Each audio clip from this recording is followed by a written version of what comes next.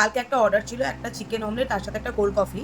আমি চিকেন অমলেটটা যাতে খেতে ভালো লাগে তার উপর একটা লিকুইড চিজ দিয়ে গার্নিশ করে দিলাম। আমার নামে কমপ্লেন হলো আমি নাকি চিকেন অমলেটই দিইনি, তার বদলে আমি চিজ অমলেট দিয়েছি। তো আমি এবার থেকে ঠিক করে নিয়েছি কিচ্ছু কোনো এফর্ট লাগাবো না, কোনো ভালো কিছু দরকার নেই বাবা, যার টেস্ট যে যেরকম অর্ডার করবে সেইটুকুই খাক। উল্টে আমার এক্সট্রা পয়সা গেল, চিজের দাম তো আমার ওখানে ধরা নেই। যাই হোক, এর থেকে একটা শিক্ষা পেলাম। কিন্তু আমার কোল্ড কফিটাই যে মিসিং ওরা কমপ্লেন করেছে, আমি কিন্তু কোল্ড কফিটা দিয়েছি, আমার ভিডিও পর্যন্ত তোলা আছে। এবং আমি রাইডারকেও বললাম যে আপনি কিন্তু কোল্ড কফিটা একটু দেখে নিয়ে যাবেন, ওটা যাতে পড়ে না যায়। উনি বলছেন উনি নাকি ওটা পাননি। আর আজকে একটা অর্ডার এসেছে চিলি পনিরের, যেখানে কাস্টমার আমাকে বললো গ্রেভিটা একটু বেশি করে দেবেন, ড্রাই করবেন না, হ্যাঁ, আর ওর পরাটা দিয়ে দেবেন। কিন্তু আমি তো পরাটা ওটা দিতে পারি না, কারণ আমার আলু পরাটা ছাড়া অন্য কোনো পরাটা নেই। এবার আমি রাইডারকে কেন অন্য জিনিস দেবো?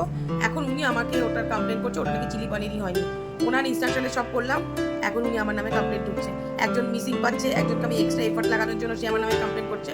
এবার থেকে বাবা যে যা অর্ডার করছে সেই করবো, কোনো এক্সট্রা কিছু করার দরকার নেই, ওটাই খান।